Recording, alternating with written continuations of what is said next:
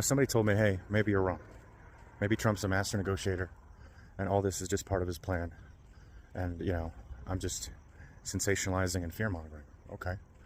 That could be true. I would say there's an 85% chance that I'm right.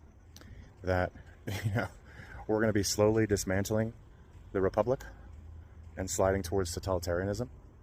And I think that if you take a look at Curtis Yarvin and his relationship with Trump and J.D. Vance, and then you look at Project 2025 and the things that they're actually doing, this is what I think is going to happen. I think we're going to start privatizing everything, right? Now look, American dictatorship is going to look different than any other country because every country is unique. But certain things don't really flourish as well when they're just for profit. Like, look at the health insurance industry. Part of the reason that we pay so much is because of the health insurance industry.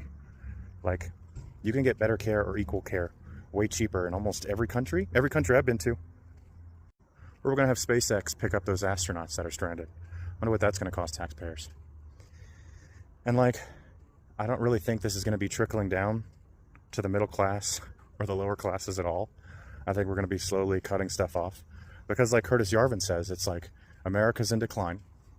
And the best thing to do is to oversee the fall. And we're going to end up with some kind of techno-feudalism bullshit. Which is what they want. And the fact that the Democrats did nothing. They held up little weak-ass signs. I think it's on both sides of the aisle. I think both sides of the aisle are in the corporate pocket. I think it doesn't matter anymore. I don't think there's anything we can actually do about it as regular citizens. And yeah, maybe you feel like you have a voice now, but you're not going to have a voice in 4 more years or 8 more years. We're just going to be slowly sliding backwards.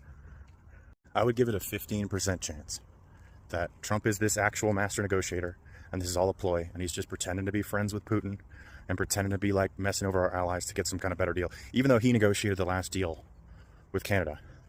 But the thing is, I think it's the perfect situation for them to do this because they control social media and so many people are reliant on their leaders to tell them what's true that it doesn't matter anymore because whatever the leader tells them is true. Look at that transgender mice thing.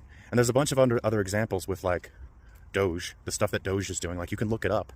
They'll say something and they'll be like, oh, well, they did blah, blah, blah, and transgender. You can literally look it up. You can look up these facts. Why don't you look up Curtis Yarvin? Look that guy up. Look up his relationship with J.D. Vance.